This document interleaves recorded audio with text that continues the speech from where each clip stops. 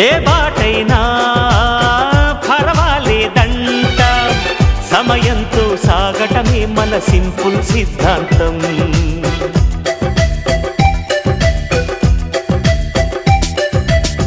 చిరుగాలికి పరిమళమిచ్చే సిరిమల్లెల వనమై ఉందాం, గగనాన్ని నేలను కలిపే హరివిల్లుల బంతెన అవుదాం. ఆనందం అంటే అర్థం మనమందా, ప్రతి పూట పాటై సాగే హుషారు సరిగమలో.